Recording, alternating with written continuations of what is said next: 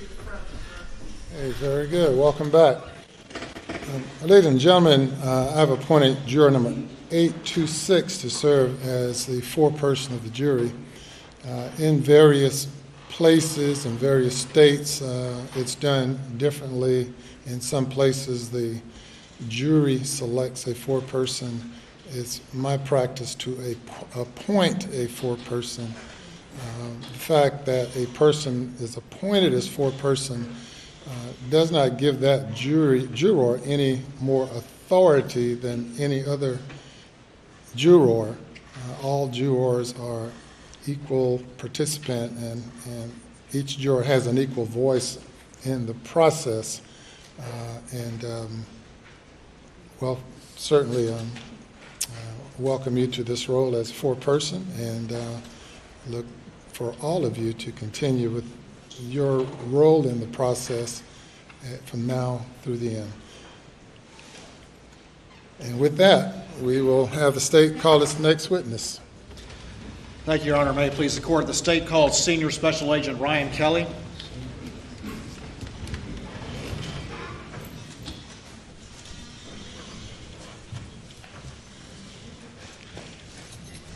Sorry if I'm walking away from you. Do you swear or affirm that any testimony you give today will be the truth, the whole truth, and nothing but the truth, so help you God? Yes, ma'am, I do. All right. Please be seated and state your full name for the record. Spell your last name, and make sure you can get to the mic real good. Sorry. Ryan Kelly, Kelly. Special Agent Kelly, how you doing today? I'm doing well, sir. How are you? Doing well. If you would just quickly introduce yourself to the jury and just give them a short synopsis of your career in law enforcement leading to where you are today. My name is Ryan Kelly. I'm a senior special agent with the State Law Enforcement Division. I'm from Berkeley County. I went to college at the Citadel, where I studied biology. I attended the South Carolina Criminal Justice Academy. I've got approximately 22 years law enforcement experience, the last 10 of which have been at SLED Investigative Services, Low Country region, where our caseload includes violent crime, public corruption, officer-involved critical incidents, and financial crimes. Currently there as a senior special agent. All right, and if you would get that mic just a little bit closer to to yourself. Is that better? Okay. Yeah. Yep, that's much better. Have you, as far as the murders at Moselle, you had a very tangential role in that particular case, is that correct? That's correct. All right. Moving forward, did you become the lead case agent on a different matter that started on about September 4th, 2021? Yes, on September 4th, 2021, there was an incident involving Alex Murdaugh where he was shot along Old Salcahatchee Road in Hampton County. All right. And did you respond to that particular scene? I did. Okay. And about what time did that occur? The shooting occurred at approximately 1:36 p.m. All right. And that's September 4th? September 4th, yes. As you arrived at the scene, what, if anything, did you notice about what vehicle was there? Well, prior to arriving at the scene, while en route, Mr. Murdaugh was being treated at a hospital in Savannah. So I responded to Savannah first. Right. After meeting with Mr. Murdaugh, I then responded back to the Salcahatchee Road. Okay, and we'll talk about that in a bit. But let me ask you about the scene a little bit. What vehicle was at the scene? There's a black Mercedes SUV. All right. And do you know who that Mercedes belonged to? Yes. And who did it belong to? Maggie Murdaugh. All right. And what information had been, you said you responded to Savannah Hospital, is that correct? That's correct. All right. And you had a chance to talk with the defendant, Alex Murdaugh? I did. And do you see him here in the courtroom today? Yes, he's there in the brown blazer in between Mr. Harpootlian and him. Let me ask you, I want to ask just a little bit about the scene before we get into that. What, if anything, did you notice about the condition of the vehicle? The vehicle had a driver's side rear flat tire. Okay. And did you notice anything about that particular tire, the class of tire it was, or what kind of tire it was? That particular tire is a run flat. All right. So the tire was flat, and when we got there, we expected to see some type of damage to the tire, to the inner wall or whatnot, and that just wasn't present. After reviewing the tire and looking at it up close, we saw what we thought appeared to be a small puncture wound or a puncture mark on the sidewall. And what did that appear to have caused that as you looked at it? It looked like a small blade, like a pocket knife that most police officers would carry in their pocket. It appeared to be something similar to that. Tell the jury a little bit about a run-flat tire. What does that mean if the tire goes, quote, flat? Well, I don't work for Mercedes, and I'm not a tire expert, but it is it's a feature on certain brands of tire that once there is some type of puncture, that the tire remains operable. So if you're driving on a road and you suffer a blowout, it allows you to drive to a safe space, where you can pull off and seek assistance there. But they typically don't go flat immediately after being punctured, unless there's some catastrophic damage to the tire. And in this case, there was not. That catastrophic damage was not there.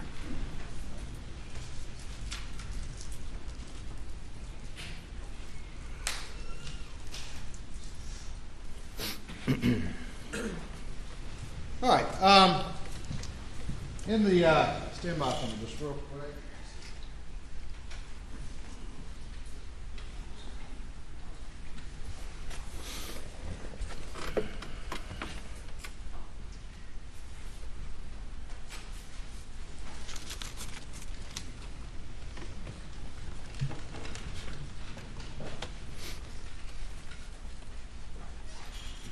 In the course of your investigation, as you started to look into this, did you obtain a copy or review the 911 call from this particular incident? Yes, I did. All right, and who made that particular 911 call? Alex Murdaugh. All right, and I'm going to show you what's been marked as States 543, and is that a disc containing that particular 911 call? Yes.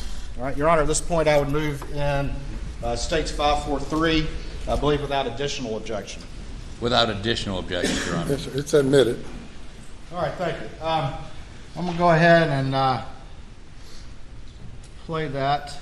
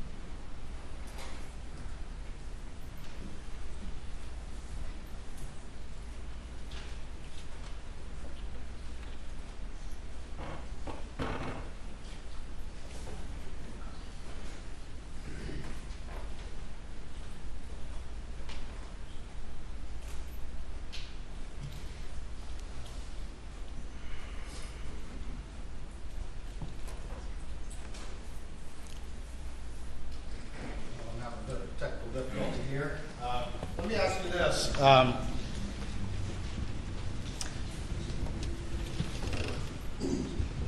While we're getting that 911 call up, can you generally describe what was reported by the defendant on 911? Yes. Mr. Murdaugh called 911. The Hampton County 911 operator answered the phone, obviously asked, "What's your emergency?"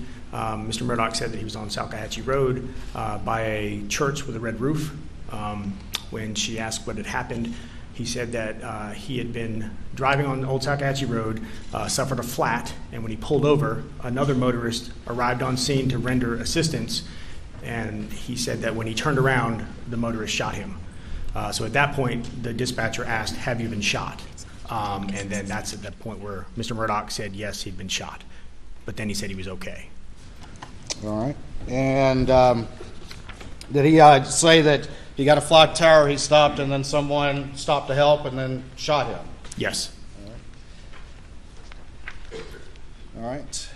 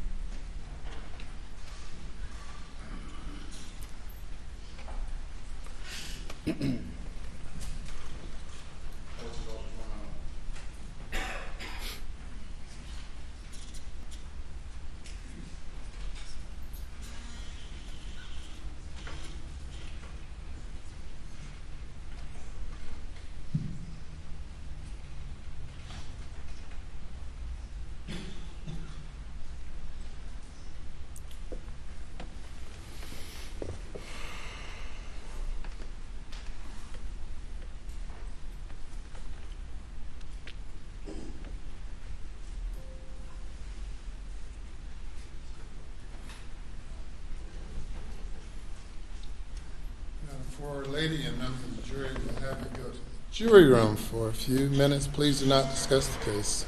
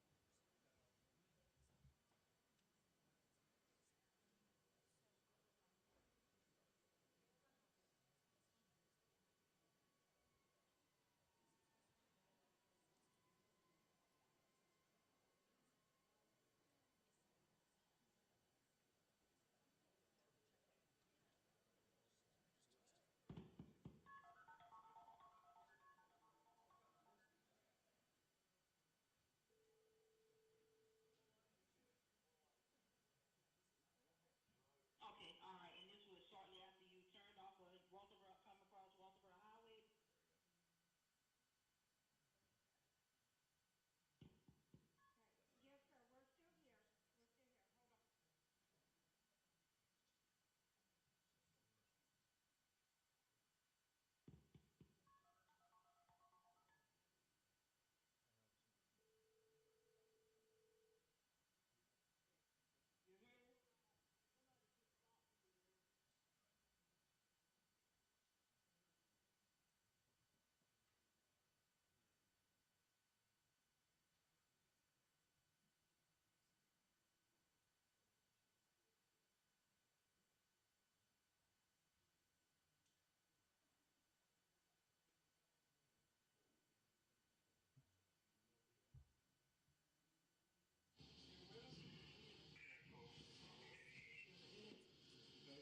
Yes, sir. We're still here. We're still here. Hold on. You hear me?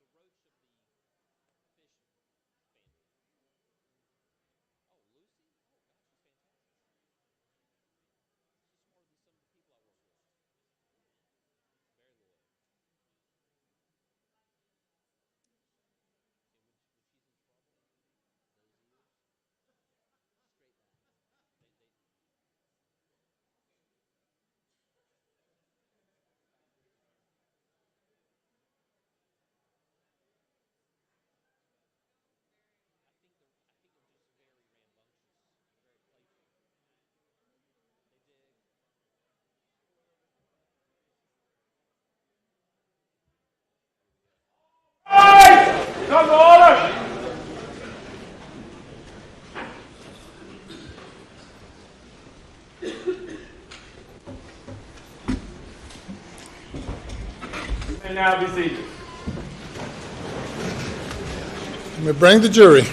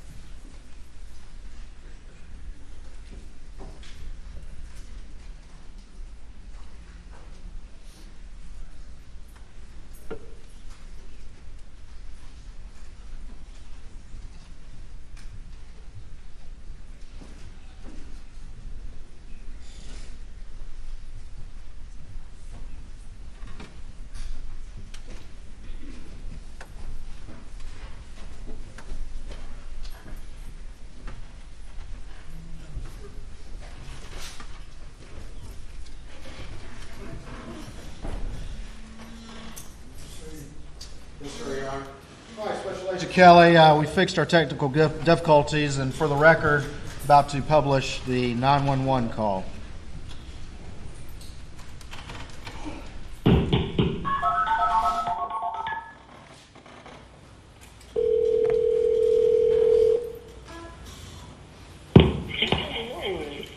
Hampton County 911, what's your emergency? On Salkehatchie Road. Okay, what's the address on Salkehatchie Road? I'm by the church. What church? What church are you talking about? I don't know the name of it with the red roof. Okay, what end of Salkehatchie Road? Because I don't know what you're talking about. At the Hampton County side. Okay, what's going on? I got a flat tire, Mm-hmm. and I stopped, and somebody stopped to help me. And when I turned my back, they tried to shoot me. Oh, okay. Were you shot? Yes, but Okay. I'm okay. You shot where? Where were you shot at? Huh? Did they actually shoot you or they tried to shoot you? They shot me, but Okay, wait, you need EMS? well, I mean, yes, I can't drive, Okay. and I'm bleeding a lot. What part of your body? I'm not sure. It's somewhere on my head. Your head? Somebody just stopped for me, ma'am. For 911. Okay. Still? Hey, Okay, let me speak to him, see if he can tell me exactly where you are. All right, for the record, I'm stopping that at 141. Is that the defendant on the 911 call? Yes. At that point in time, he said, someone shot me. Yes. Did he identify who that was? No, he did not.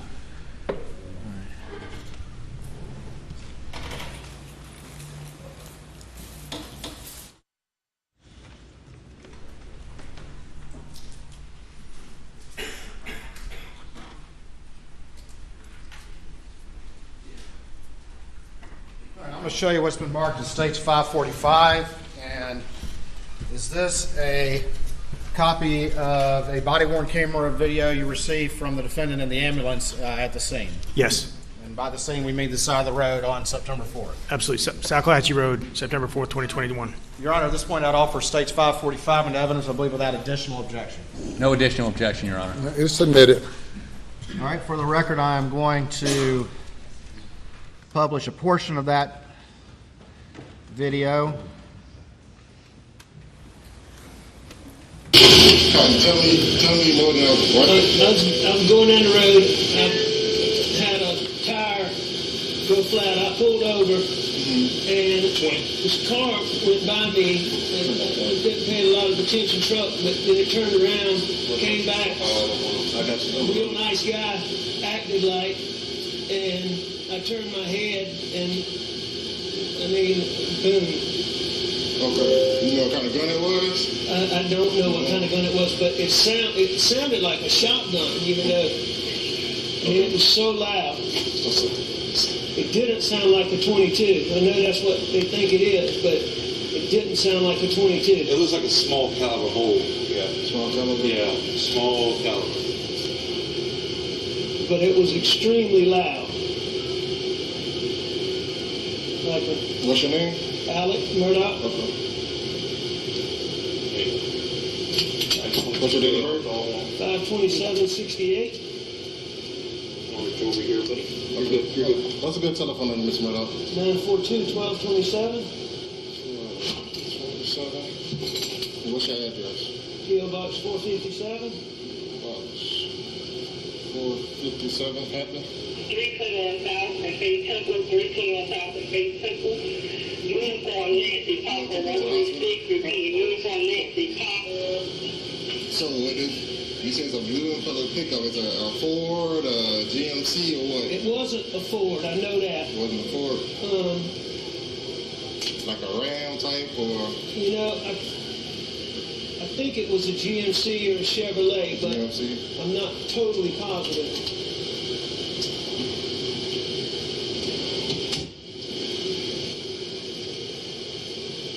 I got problems with them out. So you got a flat tire in Mercedes Benz, went inside the road, tried to change the tire. The blue color pickup came beside you, you thought everything was okay, and then it came out, you think of a shotgun and the shot. How many times it fired, you think? I think just one time. What time?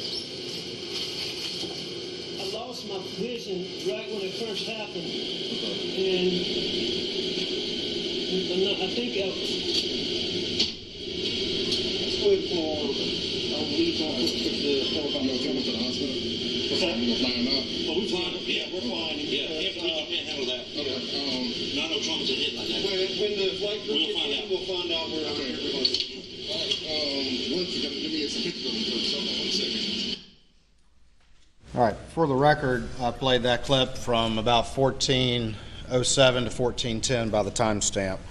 Was that the defendant in the ambulance at the scene on Salkatchie Road? Yes, it was. And did he again tell the story that he had been shot by an unknown assailant? Yes, the story was consistent. All right. And did he say at any time during that anyone shot him? No. And what did he say the weapon sounded like that shot him? He said it sounded like a shotgun.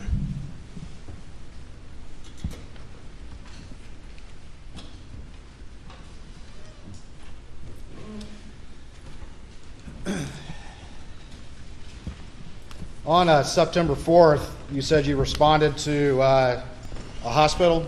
Yes, in Savannah, Georgia. All right. And who did you see when you were there? I met with Alex Murdaugh and I met with Randy Murdaugh. All right. And did you have a conversation with the defendant? Yes, I did. All right. And can you just very generally relate what the defendant said? Did he tell you a very similar story that we've heard from the 911 call in the ambulance video? Yes, when we arrived in the hospital, Mr. Murdaugh was receiving treatment. He was awake and willing to talk to us. At that point, he was the only witness to this incident. We asked him what happened, and he told us a story that was consistent with the 911 call and with what was told to the deputy. All right. And did he state that a driver had stopped, passed by, turned around, and came back to the location? Yes, he said the similar story that he was driving along Old Salkatchie, that he hit something significant with his tire, causing it to go flat. So when he pulled over to the side of the road to inspect the tire, it was flat. As he was doing that, he said a dark in color Chevy pickup truck drove by, passed him, turned around, and came back to his location. He said he made contact with the driver, and as Mr. Murdaugh turned around to walk back to his vehicle, he said the driver then shot him. Did he say that the driver of the truck seemed very nice? He described the driver as a very nice-looking male between 30 and 45 years of age. Did he tell you what he thought the weapon was that shot him with? Yes. While he initially said it was a shotgun in the ambulance, when we met with him at the hospital, he identified the weapon as possibly a .22 caliber. Did he say whether or not he ever lost consciousness? He said that he lost his vision, dropped down to his knees, but he did not believe he'd lost consciousness. Did he describe the vehicle of the person that supposedly did this? Yes, he again described a newer model, dark in color blue Chevy pickup with, I believe, some type of sport tires. And did he describe the driver at all of this that supposedly was the person who shot him? Yes, his description of the driver was consistent, a white male between 30 and 40 years of age. He described him as nice looking, a nice person. He described him as having close cropped hair with a close cropped facial hair.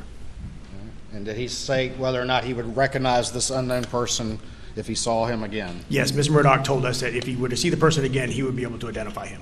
At any point, did he identify specifically any individual, or did he claim that this was an unknown person to him? He never gave a specific individual's name. He just said it was someone he did not know.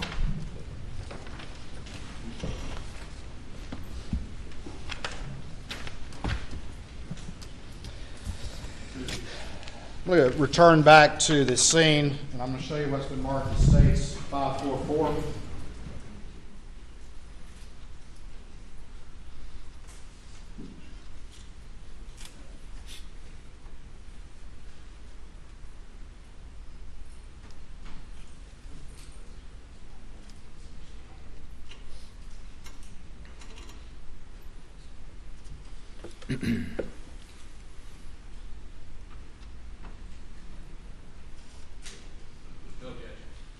All right, I'm going to show you what's.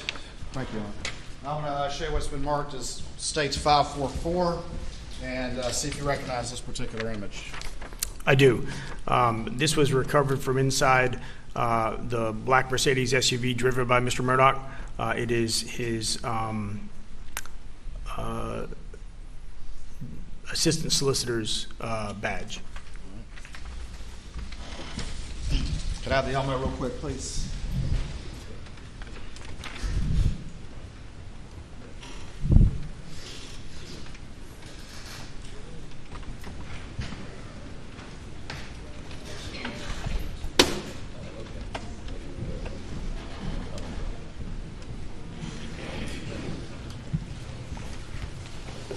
All right, is that what's on the screen right now for the jury to see? Yes, it is.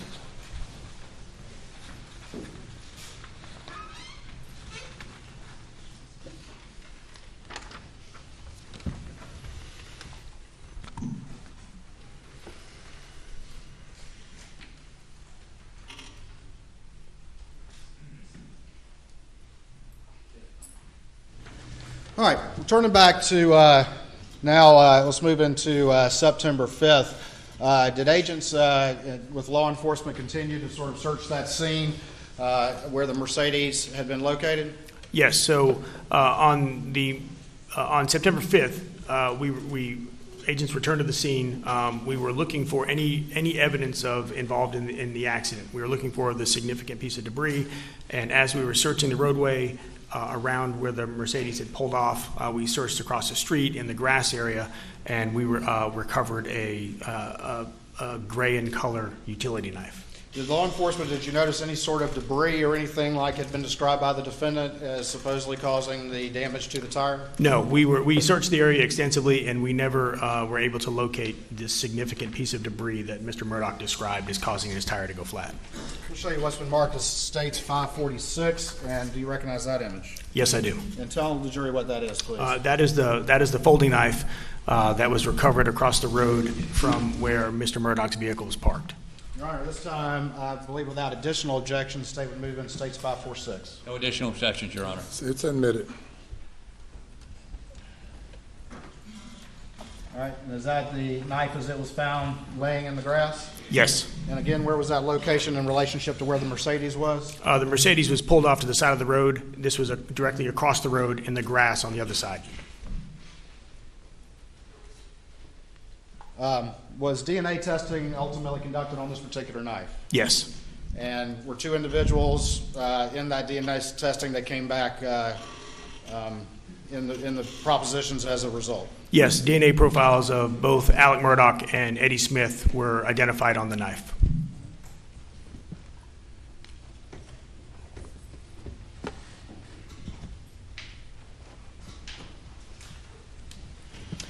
In the course of the investigation, did you uncover any evidence that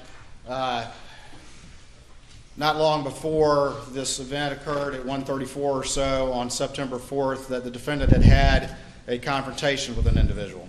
Yes. And who was that? Remind the jury of that, please. Prior to going to Salcahatchee Road, Mr. Murdaugh met with Chris Wilson. And can you remind the jury what generally that discussion was about? Mr. Wilson and Mr. Murdaugh met. Mr. Wilson, at that point, Alex Murdaugh had been terminated from his law firm, and Mr. Wilson became aware of that, so he wanted to meet with him to discuss what was going on, because obviously Mr. Wilson and Mr. Murdaugh had the missing $192,000 from the previous months that was still ongoing. On September 6th, did you return back to the Savannah Hospital? Yes, I did. All right. And did you have another conversation with the defendant? Yes. When Mr. Murdaugh advised us that he would be able to, would recognize the individual if you should see them again, SLED has at its resources a composite sketch artist. So we brought her down, and her and I went to Savannah back to the hospital to re-interview Mr. Murdaugh in an attempt to create a composite sketch of the unknown suspect. All right. And just very quickly, what is a composite sketch? Again, I'm not a composite sketch artist, so I'm a layperson as I describe this. It is where an artist uses a digital software in concert with resources of magazines, of certain body types and skin tones and whatnot, and allows the victim to like a catalog, to go through and find the identifying features closest that fit the unknown person, and those various parts are then drawn together to create a composite sketch. All right. And during that particular interaction, was the defendant able to answer your questions? He was. Did he respond appropriately to subject matter? He responded appropriately, was able to answer the questions asked of him. And again, we started from the beginning, and he again went over the entire scenario of what happened on the 4th, and it was consistent with the versions he had given us previously. Did he agree to have this discussion with you? He did agree. And did you go into some discussion again with what happened on the side of the road, at least according to him at this point in time? Yes. And was it consistent with what he'd related before? It was consistent. Did he describe this unknown individual? Again, he described him in a similar fashion. White male, between 30 and 40 years of age, was nice looking, close cropped hair, manicured, close facial hair. I believe he described him as wearing some type of outdoors type shirt.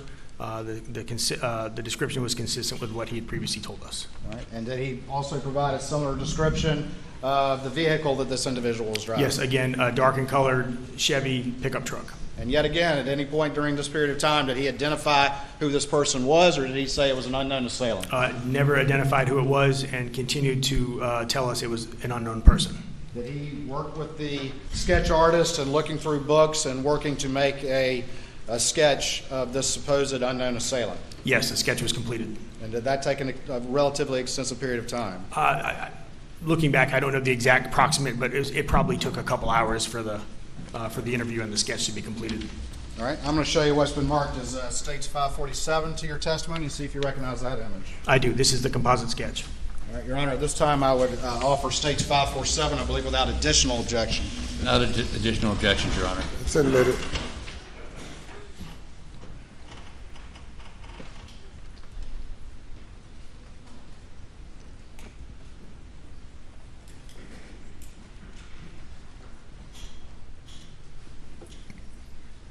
And what is this image on the screen? That is the composite sketch created with the assistance of Mr. Murdaugh. Based on his descriptions to the sketch artist? Based on his descriptions.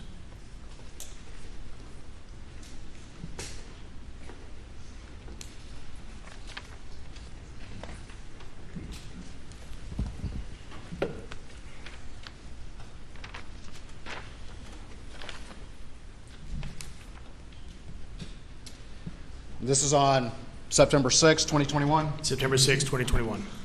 That evening, did law enforcement receive any communication from the defendant's family? Yes. On the evening of September 6th, Special Agent Owen received a call from Mr. Murdaugh's brother, Randy.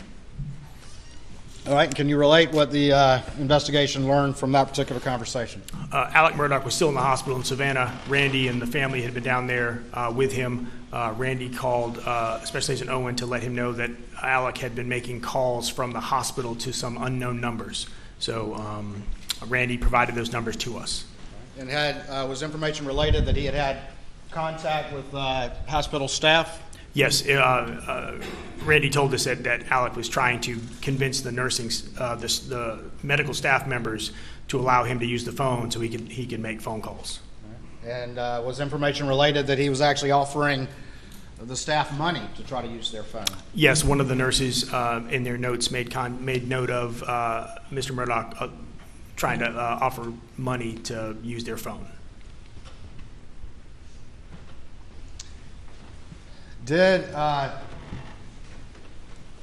family of Mr. Murdaugh relate a specific name and a number to law enforcement as they discovered that Alex was attempting to contact this person? A specific name and number were provided to us. Curtis Edward Smith. We were able to take the telephone number and trace that back to Mr. Smith.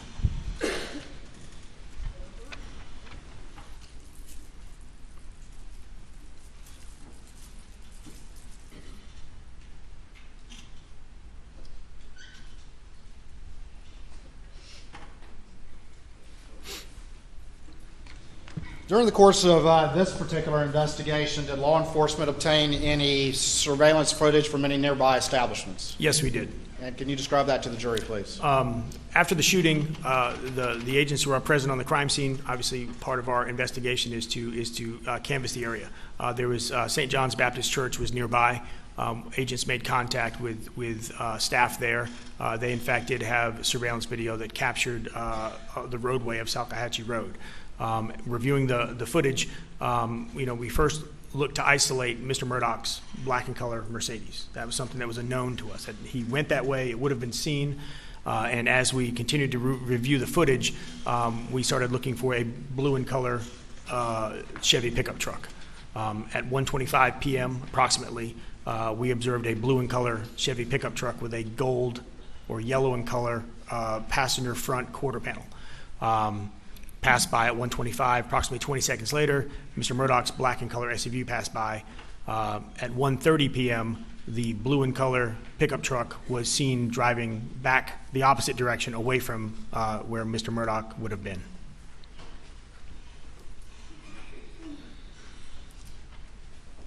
All right, I'm going to show you 3 images that have been marked states 548, 549, and 550. And see if you recognize these images.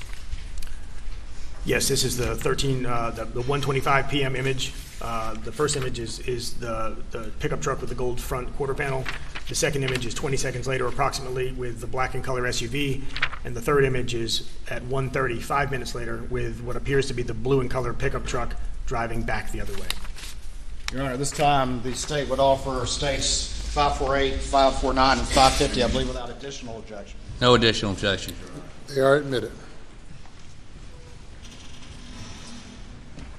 All right. Putting this up on the screen, we have the timestamp up here. Is that correct? Yes. And what is that right there? That is it is a dark blue and colored Chevy pickup truck with a gold front quarter panel. All right. 549. What does that image reflect? It is the Mercedes SUV.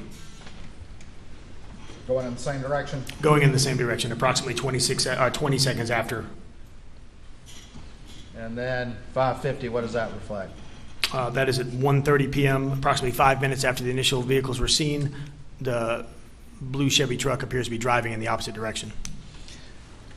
Did law enforcement travel to any particular residence in light of the information that had been provided by the defendant's family about the calls that the defendant was making? Yes, once we were able to identify Curtis Edward Smith, we quickly learned that he was a resident of Walterboro, South Carolina. So we were able to go to his residence the morning of September 7th, and we were able, he lives at 1075 Burlington Road in Walterboro. Agent Owen went by and was able to locate or observe the blue and color Chevy pickup truck with the right front gold quarter panel. Was a search warrant conducted of that residence? Yeah, a search warrant was obtained and executed on the residence. What date was that? September 7th, 2021. All right, and during the course of that search warrant, was there some narcotics found? Yes. Was there a ledger found? Yes. So a small amount of narcotics. Mr. Smith has a garage, a modest home. Over the course of the execution of the search warrant, narcotics were located inside the garage. But the search of the residence, we found the best way I could describe it would be a physician's desk reference of multiple narcotic pills, like a drug reference guide that he had made personal notes in. And was there any sort of notebook with a ledger in it or anything like that recovered? Yes, there was also a small spiral notebook, a 3.5-inch spiral notebook that had various, it looked like, obviously it wasn't completed by an accountant, but there was numbers and there was pills and descriptions of it looks like some type of sales ledger.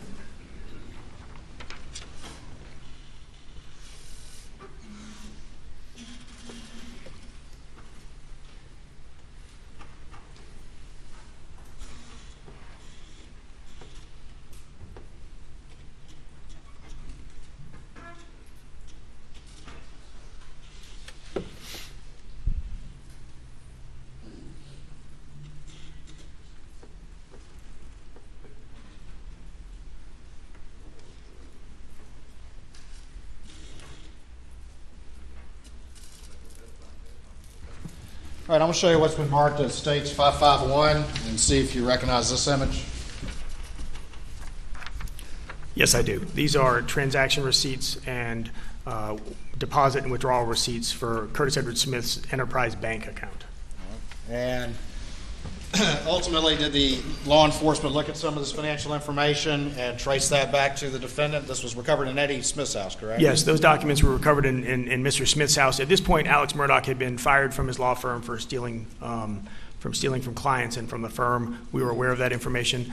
It was told to us that Mr. Murdaugh had a prescription drug addiction that we were aware of. At this point, we were aware of that Mr. Murdaugh had reached out to Mr. Smith from the hospital. So when we found, like I said, Mr. Smith lives in a modest house, has a modest vehicle. When we're seeing several $100,000 of deposits and financial records for Mr. Smith's Enterprise Bank, we obtained a search warrant. Through the execution of that search warrant, the funds were tied back to checks written by Mr. Murdaugh. And did those funds continue up until the time of the murders at Moselle? Yes, they did. And did they continue afterwards? They did. Well, Your Honor, this time I would offer States 551 into evidence, I believe, without additional objection. Without additional objections, Your Honor. It's admitted.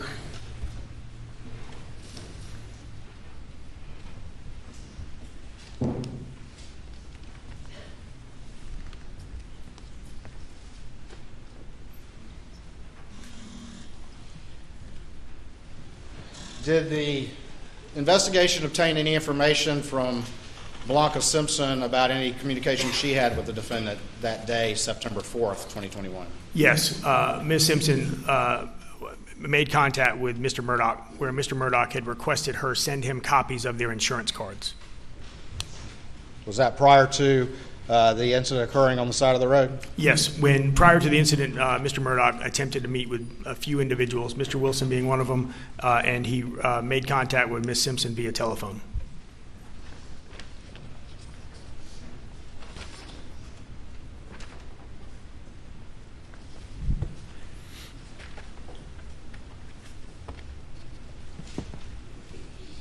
In light of the information that had been uncovered about Eddie Smith and the financial connection between Eddie Smith and Alex Murdaugh, did the investigation seek to re-interview Alex Murdaugh?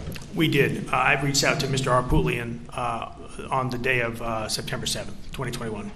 All right. And over the course of the next few days, was the defendant going to rehab? Yes, we communicated regularly with Mr. Arpulian and Mr. Griffith. They made it known to us that Mr. Murdaugh had entered into a rehab facility that was out of state. So at that point, we were making an attempt to interview him. We made plans to travel to Atlanta, where we believe Mr. Murdaugh was.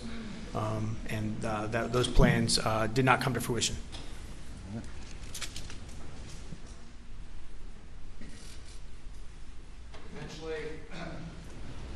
Were you able to make contact with the defense and have a subsequent interview with the defendant, Alex Murdaugh? Yes, Mr. Arpulian called me on September 13th, 2021, and we were able to set up a telephone interview of Mr. Murdaugh.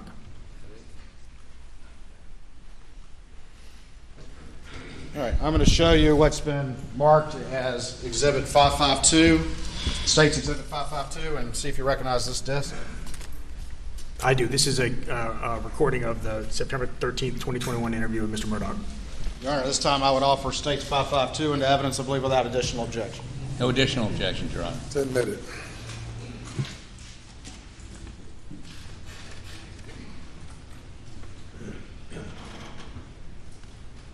I'm going to publish that to the jury.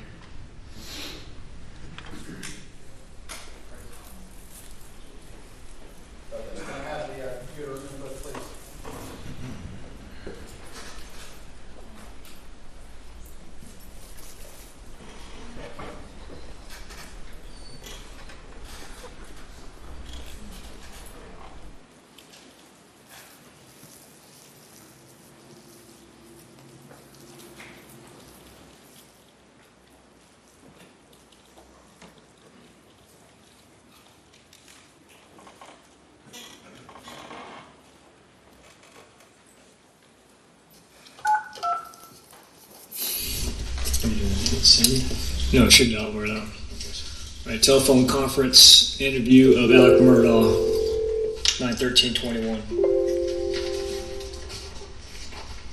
Whose voice is that? Special Agent Jomar El Bayalde. Was he present with you when you conducted this interview? Yes, he was. Jim. Hey, Jim, this is Ryan Kelly and Jomar El Bayalde with SLED. How are you? Hey, Ryan and Joe. Yes. We're in an office over here in Atlanta with Alex and Dick, and I'm just going to put the phone here on the table next to Alex and then turn it over to you guys. Well, let me start, Ryan. First of all, we only have about 30 to 40 minutes before we have to get out of here. Okay. Okay, no problem, sir. Sorry about that. You caught me. I was halfway to Somerville, so I had to turn around and get into a place where. And I'm sorry, but we were late getting in here to see Alex, and once we got in here, we had to have a long discussion. Okay. It's beneficial. I'd like to walk him through some questions, which will then allow you to question him, but give you some sort of, rather than him just sort of wandering around. Okay. Okay? Well, before we get started, can we just have, for the purpose of our notes, obviously we prefer not to do telephone interviews. This is how y'all requested, so obviously, we don't really have a choice. But we just I'm going to need Alex to identify himself, on the call, and basically what we do is I'm going to ask him his date of birth and the last four of his social. Okay, go ahead. Alex, just go. Hello. Alex, should you give me your full name? Okay, Richard Alexander Murdaugh. Okay, and what's your date of birth? My date of birth is May 27th, 1968. Last four of your social. 7483. Okay. And I understand that, obviously this is a unique situation conducting this this interview over the phone. We need to, obviously you've been receiving some treatment. So just for the overall, sake of your competency to be giving us information, are you right now, sound body and sound mind? Yes, sir. Okay. Are you talking to us willingly? Yes, sir. Okay. All right, Dick. Go ahead, sir. Okay, so let me say for the record, his attorneys Jim Griffin and Dick Arbulian are here. We've spent the last hour talking to him. We believe that he is of sound mind and body, and that he understands, and that he is in no way diminished capacity. Okay. So he is perfectly competent to answer these questions. Now, we're willing to, and we've advised him, we're going to talk about the shooting incident a week ago Saturday, where he was shot in the head, how that happened, who and why it was done. Okay. We don't want to talk about what happened in Moselle, and we don't want to talk about anything involving finances at the law firm. Is that okay? Yes. Okay. So, Alex, let's talk about last Saturday morning, and let me go through this briefly. Who did you meet with and talk to last Saturday morning? I met with Jim Griffin and Chief Chessie. Mm-hmm. And then what? I drove to Canton and I met with Chris Wilson at my mom's house.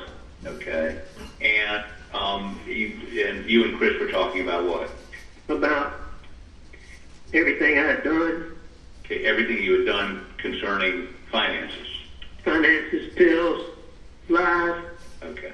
Now, were you taking, well, first of all, let me back up for just a second. Have you had a long-standing Oxycontin or opioid addiction issue? Yes, sir. How many years?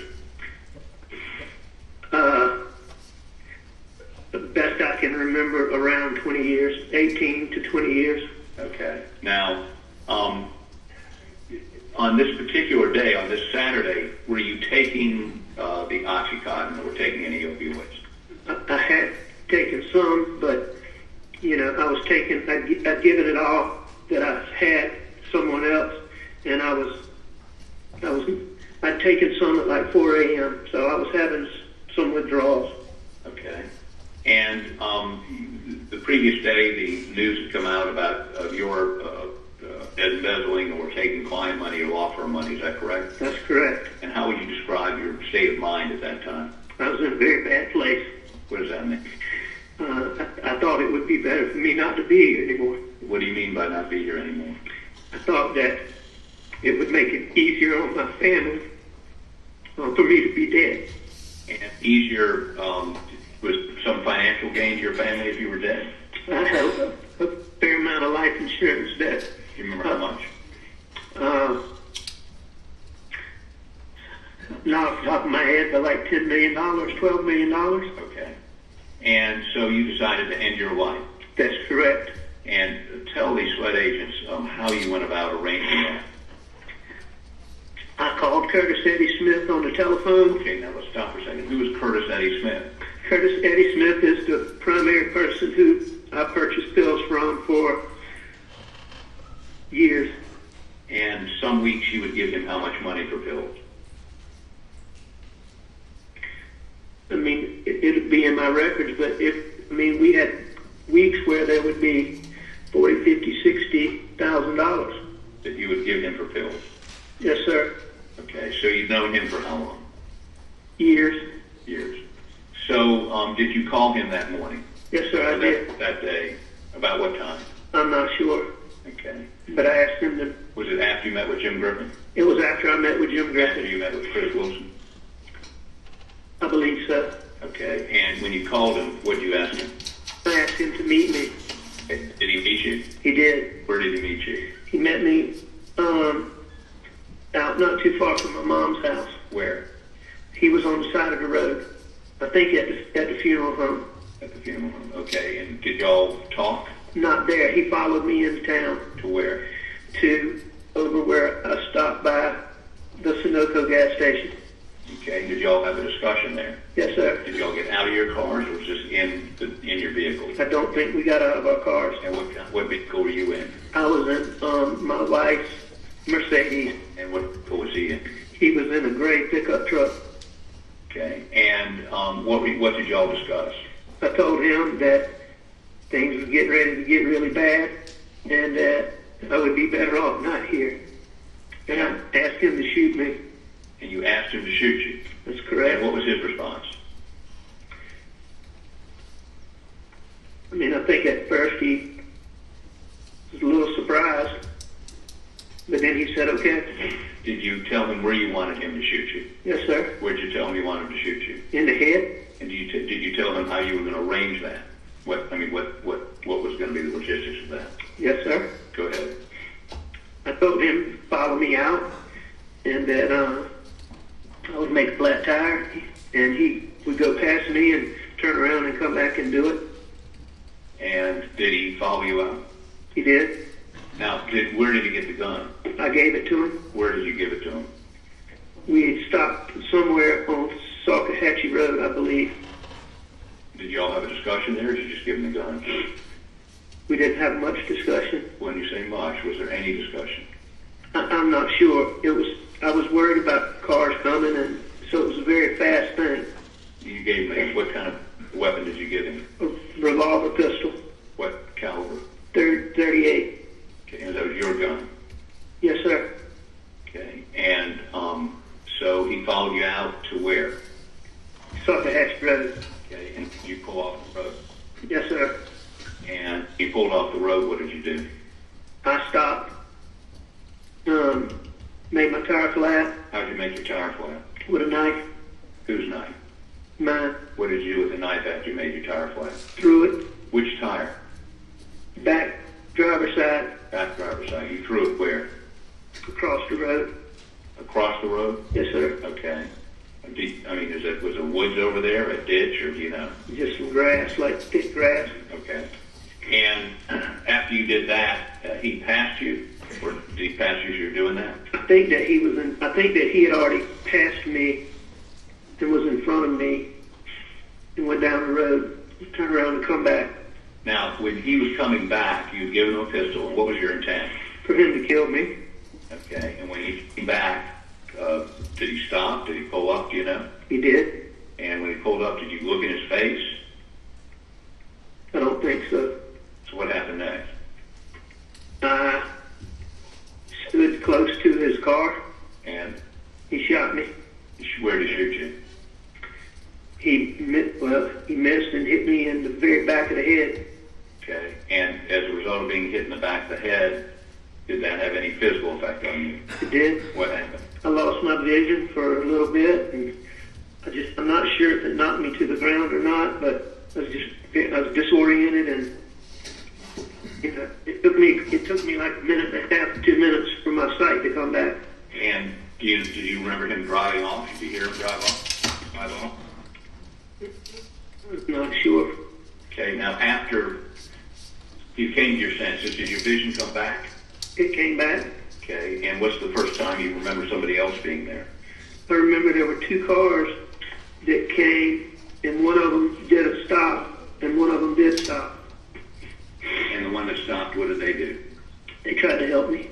In what way? In getting me to the, in every way that, first we got in, they were crowded in their car. There was some reason why their car was crowded, and I'm not sure what that was.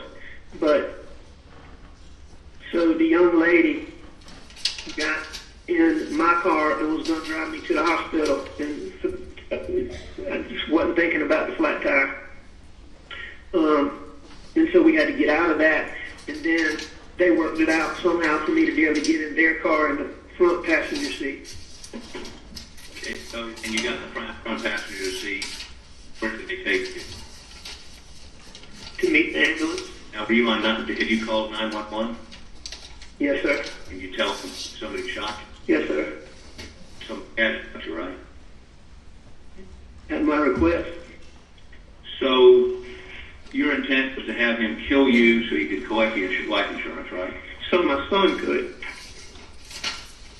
I mean, I knew I was about to lose everything, and I figured he's better off that way than dealing with me. Now this gentleman that shot you, give me his name again. Curtis Eddie Smith. What kind of vehicle was he driving? Gray truck. Okay, and it's probably not relevant, but I'm intrigued by the fact, how long was it, had you ever discussed with him before killing you? Oh, you commit suicide? No, sir. How long did it transpire between the time you asked him to shoot you in the head on the side of the road and he actually shot you in the head on the side of the road? When I first asked him, we were at the Sunoco station in Barnville. And how long after that did he actually shoot you in the head? However long it takes to drive from there to Talkatchee Road. More than a half an hour? No, I don't think so. Did he ever ask you to reconsider or say, no, things aren't that bad? Did he ever, try to convince you to do otherwise? No, sir. You find that straight? I didn't, I was focused on Focused on what? being gone. Okay. So that's all the questions I have, but I tried to lay it out as expeditiously as possible. That he'll be happy to answer any other questions, any additional questions. And again, I'm not Okay. trained interviewer, so y'all have at it. We've got about another 20 minutes. Okay. Thank you, sir. Hey, let me ask you this: y'all recording this, aren't you? Yes, sir, we are. Okay, good. Just want to make sure. Yep.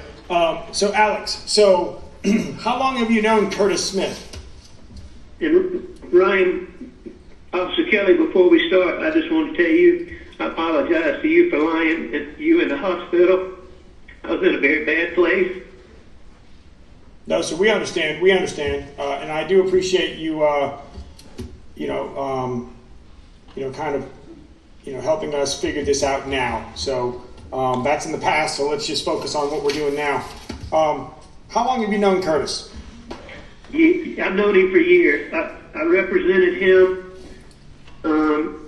He knew my dad somehow for playing softball, and he came to my dad with a lawsuit, and I handled that case.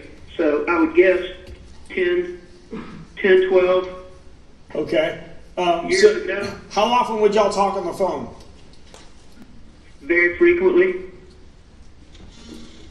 Okay. And what would y'all talk about? Getting pills. Okay. And you would pay him money to get you pills, correct? Yes, sir. Okay. How often would you pay him? Frequently. Okay. Well, I mean, once a week, twice a week? It would vary sometimes, but it was several times a week. How would you pay him? In cash and mostly in checks, but in some cash too.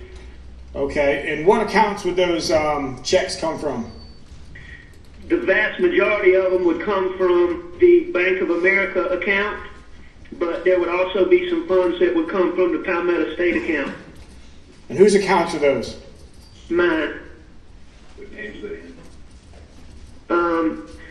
The Bank of America accounts are in my name, and then there's another account there that I created that's a DBA, that's my name, DBA Forge, and then my checking account at Palmetto State Bank. Okay, so there's two accounts at Bank of America? Yes, sir. The DBA and then your checking? Yes, sir. Okay.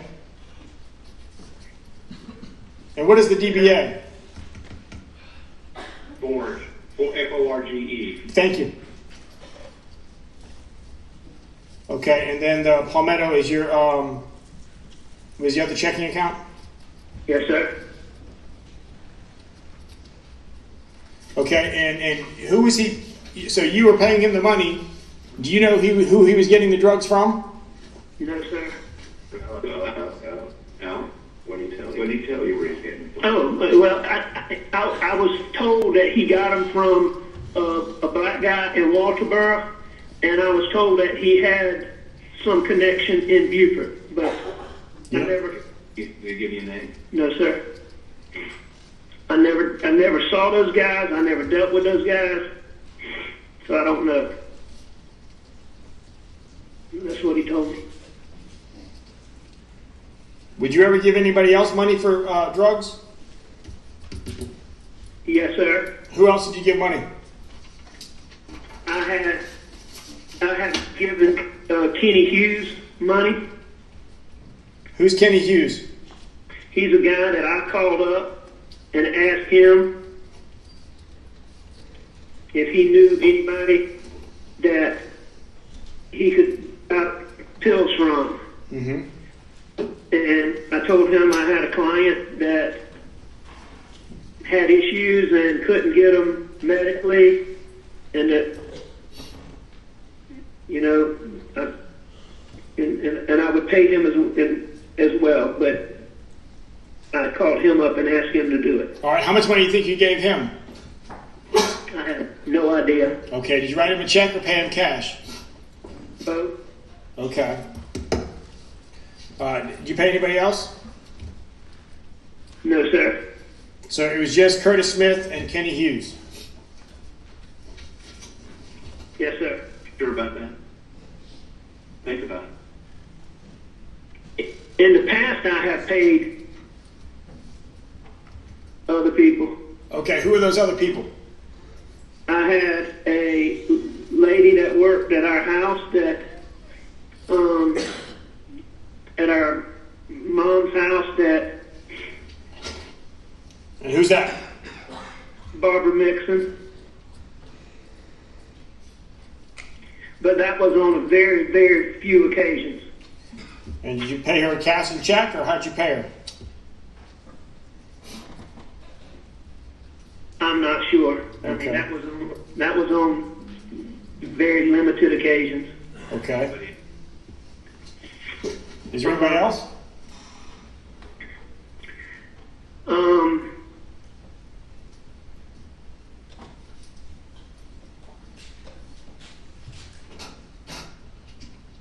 Not that I can think of right now. Okay. So the .38 revolver, it was your revolver? Yes, sir. Okay. Where did you get that from? It was at my mom's house When did you pick it up? when I went up there that day. Do you know where it is now? No, sir.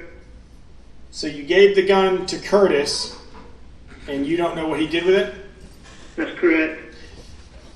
Has anybody in your family had any communications with Curtis recently? I don't know why. Well, because when we interviewed him, he said he had to talk to his attorney first, and he listed you. And then when we said that wasn't possible, he listed Randy. So we're just trying to figure out. Randy's not going to represent him. And let me say this, maybe. Hold on, I got one more question. Does Randy have any knowledge of this?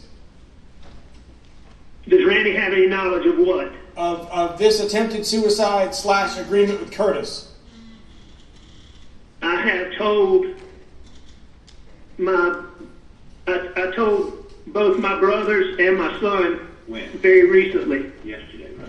When was it, Jeff? Yesterday. After we told him we're coming here so that he could tell you, he wanted them to hear from him first. Okay, so Randy didn't have any knowledge last week, previously? No. Absolutely not. I lied to him too. Yeah, Alec told me yesterday about 4:15, and then I sort of tipped John Marvin off, and then later on I learned that, and I talked to Alec, and he had called Buster, John Marvin, and Randy after I spoke with him at 4 o'clock yesterday afternoon. Okay. We didn't advise him to do that. We're trying to. And before that, I told them the same lies that I told you. Now, here's an important thing. Since the shooting, have you talked to the shooter? Yeah, Okay, tell them about those calls. I'm not sure. I was in the very beginnings of my detox, and I can just see where I tried to call on the phone. And I know I talked to him, but I don't have it. Did you call him or did he call you? I called him. Okay, but you don't remember what he said. I don't. Do you remember what you told him? No, sir. And this is when you were in the hospital in Savannah? No, this is when I was in detox here. Okay, so you've called him since you went, because you went to detox. Let me ask you this. Agent Kelly, has the investigation revealed, as you testified before, that the defendant, Alex Murdaugh, did call Eddie Smith, trying to use staff phones as well while he was at the hospital additionally in Savannah? Yes, Mr. Murdaugh was able to contact Mr. Smith while staying at the hospital in Savannah. When? Monday night?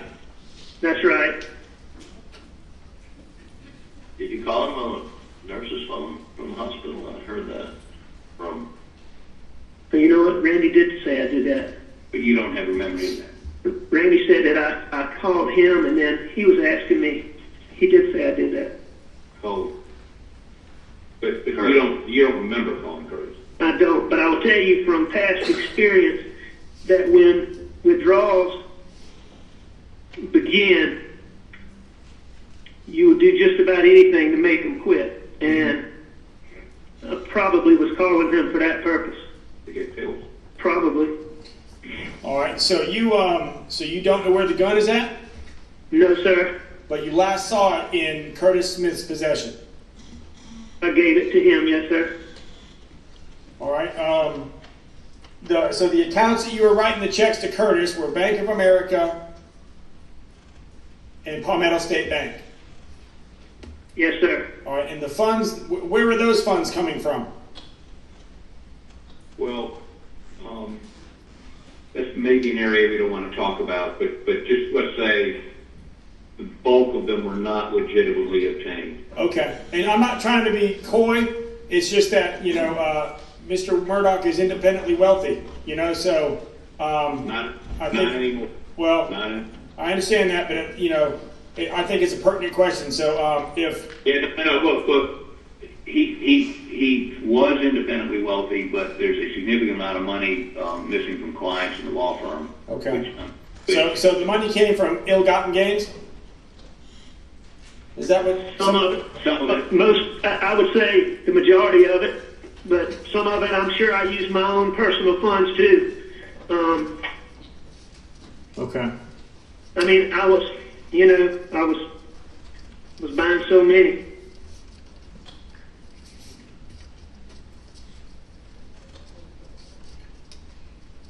All right. So just let me get this straight. So you entered into did you pay Curtis any money for this? No, sir. You didn't pay him anything, so you just asked of a favor and he did it. Yes, sir. Kill me. That's a great favor. And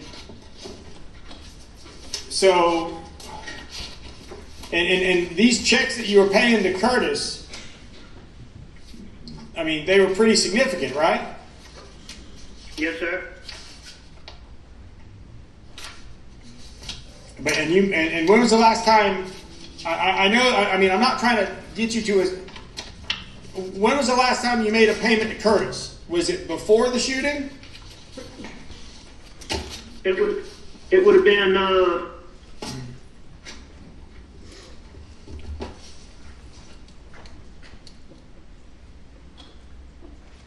I mean, not like right before the shooting, but Yeah. it would have been several days.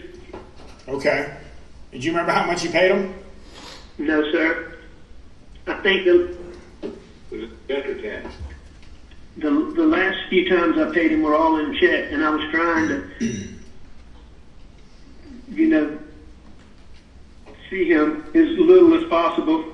All right. Now let me ask you this: do you owe money to any drug dealers? No, sir. So there's not a threat out there that we need to worry about for Buster. No, sir. No, sir. Okay, so the money that you were paying to Curtis to get money from his dealer or his supplier, you were paid in full in those payments. So there's no outstanding debt that we need to worry about. No, sir. Hey, Ryan, that's assuming that Curtis passed all the money along. Well, no, I understand. I understand, and we'll work. So, to the best of your knowledge, you don't owe anybody. No, sir. Okay.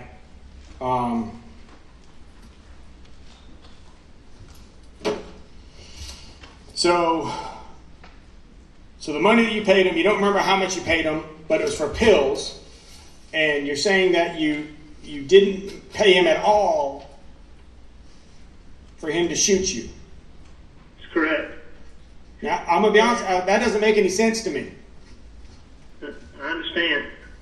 And I know that, whether you did or you didn't, it really doesn't have that much of a difference. So I'm not gonna, but I appreciate you're being forthcoming and you're making every attempt to be honest at this point. But so, I just want to make sure that we're all on the same page. So you did not make any financial payment to Curtis to have him shoot you? No, I did not. Okay, but you entered into a verbal agreement with him to set up a scheme where he would shoot you. It would be a suicide set up as a robbery homicide, and you doing so was in order for your son to get your life insurance policy. I don't know about a robbery, but everything else is true. Hold on. So let me say this to you. He's had this policy for 10 years. Suicide. No, I've had a policy. No, I understand that policies. I mean, what is the policy with? Where's it at? I don't know where the actual policy is. Okay. Did you intend to have that paperwork in the Mercedes, like the will and all that information? Was that left in there intentionally? Well, I've been down to meet with some lawyers about some things, and it was in there from that Who do you think? day before. I can't call her name now. My Buster's girlfriend's employers, Kathy Olivetti. Yeah. And you're meeting with them about why did you have wills and stuff? Just getting things cleaned up. I'd been down and met with him one time before, and Ryan, there's a 2-year statutory ban on any suicide exclusion. In other words, if you have the policy more than 2 years, you can commit suicide and still collect. Yep. Okay. So that's not. Now, what he thought really doesn't matter, but he may have thought Yeah. that there would have been a problem. Okay. But you still entered into an agreement, basically, to have him kill you, so your son would then reap the insurance benefits. And Yeah. Okay. Okay. You in? Alex, is that true? yes, sir. Okay.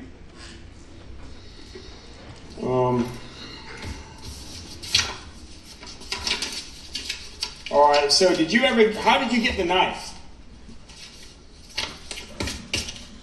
Was it your knife? I think that Eddie gave it to me. Curtis Eddie Smith gave it to me. Okay. And then how did you make the tire flat? I just stuck it. So you punctured the tire with the knife? Yes, sir. Okay, so Eddie gave you the knife. You took the knife and punctured the tire. That's correct. And then what did you do with the knife? Threw it. Threw it where? I believe across the road, but I'm not absolutely positive. Okay, but you threw it, you disposed of it in the area of where the Mercedes was parked? I think I threw it across the road from where it was parked. Okay. Do you know if they disposed of the gun out there? I do not know. Okay. Was that gun registered to anybody? Probably. Probably to who? Should have been. I believe that I purchased it, so I believe it would be registered to me. Do you remember when you purchased it? No, sir. Where would you have purchased it? Yeah. I got no idea. Okay.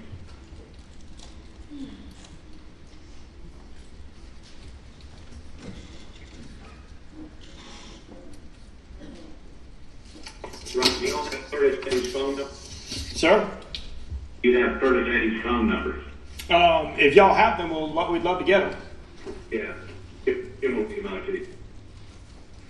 Yeah, I got a cell number, 843-908-1534. And a home number at 843-538-4691. All right. Alex, did you ever have any dealings with anybody else besides Eddie? Any of his friends, family, girlfriend? I mean, I knew who his girlfriend was, but I never had any dealings with her about Phil. Who's his girlfriend? A lady named Donna Eason. I don't know her very well, but I've just helped her with a couple of little legal issues over the years. Okay. But she never was involved in the exchange of pills or money. Okay. Is there a property up in Hugie? A property where? In Hugie, up 41. Do you guys own any property up there? Oh, yes, sir. And out of Charleston? Yes. Yes, sir. Tell me about that. There's a piece of property that I owned with a bunch of other people that nobody else would pay, and so I've been paying for it, and he did some work up there digging some ditches. When did he do that? He started within the last couple of months.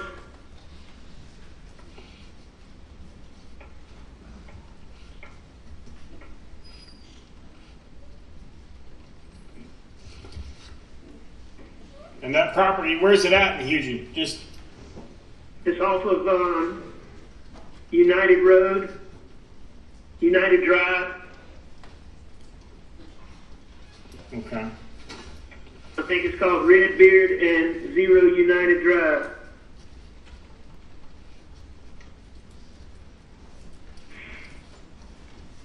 Hey, Ryan, we're gonna have to jump here in just a minute. Okay. Shut it down here in just a minute. All right, Alex. Is there anything else that we're missing that we're not asking you? Like in regards to what? Not that I can think of, but like, what are you thinking? I was just kind of leaving that open-ended. Like I said, I'm not trying to get, I'm not involved in the other aspects of whatever other investigations. You know, we're keeping those separate. So you communicated with Curtis. You would communicate with him over cell phone? Yeah. Okay. How many phones do you have, Alex? At the time.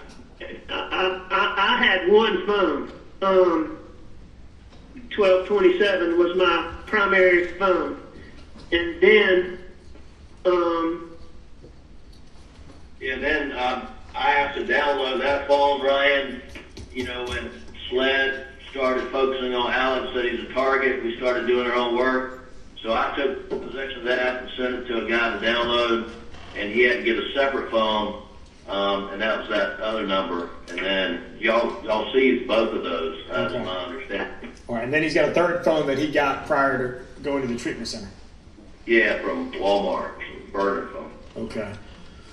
What is his extended? What's your expected length of treatment there in Alpharetta?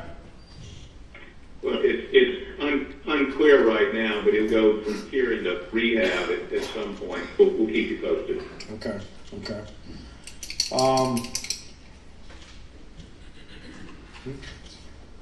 So anytime obviously this is, so you've identified Curtis Smith as the individual who shot you.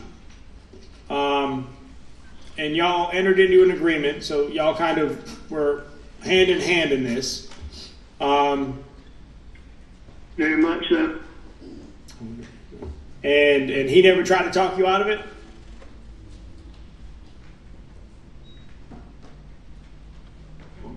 I don't know. No, sir. I don't think he did. Okay. Did anybody know about this plan besides you and Curtis? No.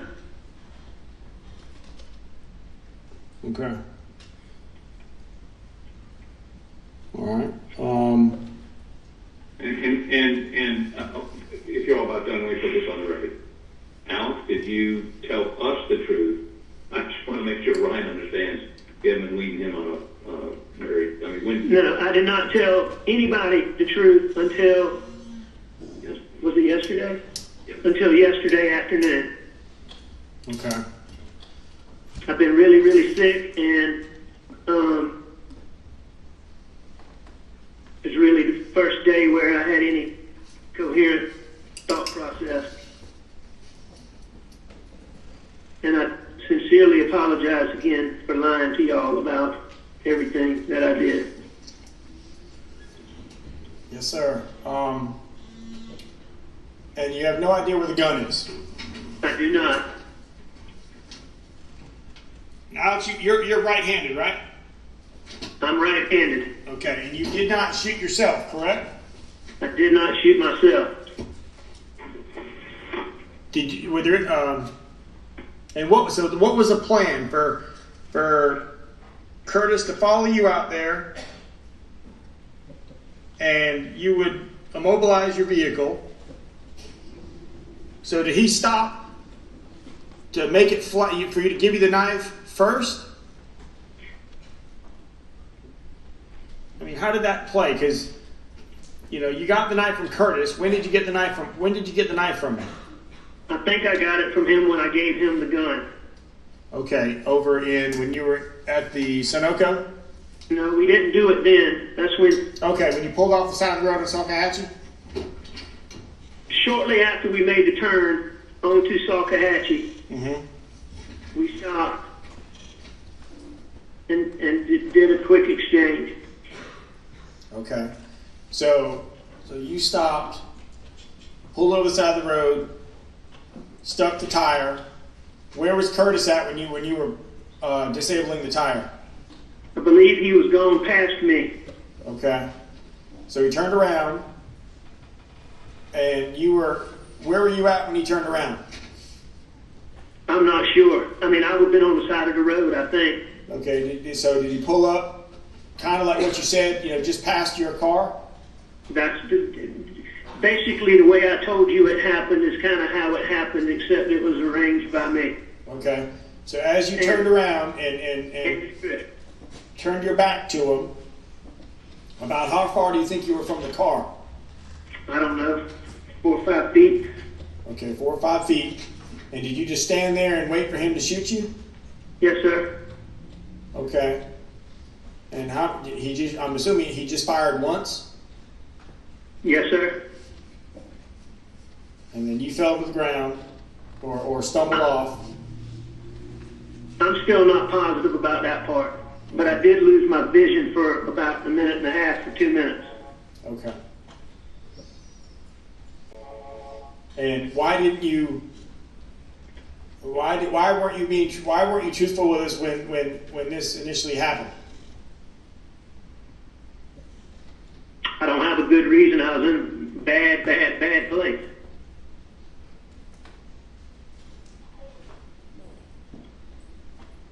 Okay.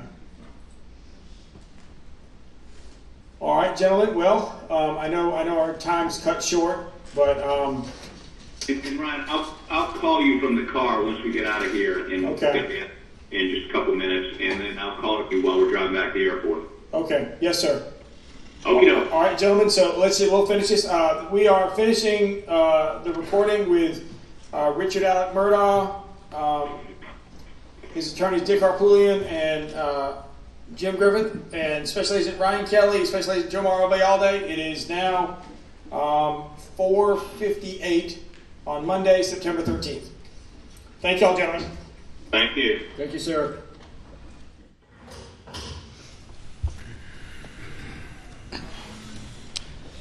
Special Agent Kelly, is that the complete conversation that you had with Alex Murdaugh on September 13th, 2021? Yes, it is. Prior to that conversation, over the course of the 911 call, the ambulance, and multiple interviews at the hospital, did Alex Murdaugh ever mention or identify Curtis Edward Smith at all until his lies about the side of the road were exposed? No. Did Alex Murdaugh ever say that there was any risk or threat to Buster?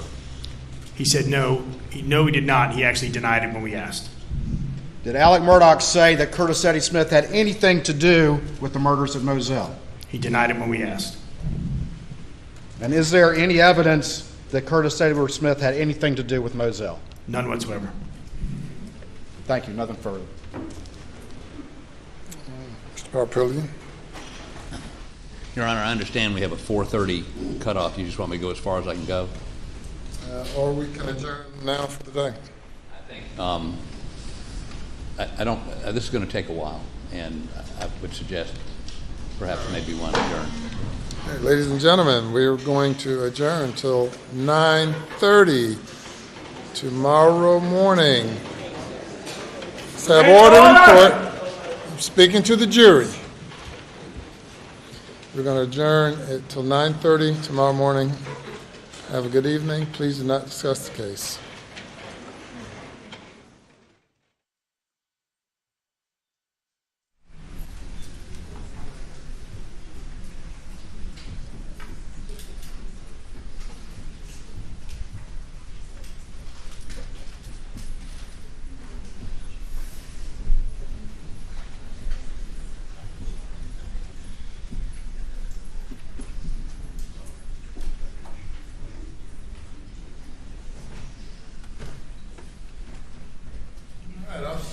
Please do not discuss your testimony with anyone overnight. You'll be cross-examined tomorrow morning. Yes, sir.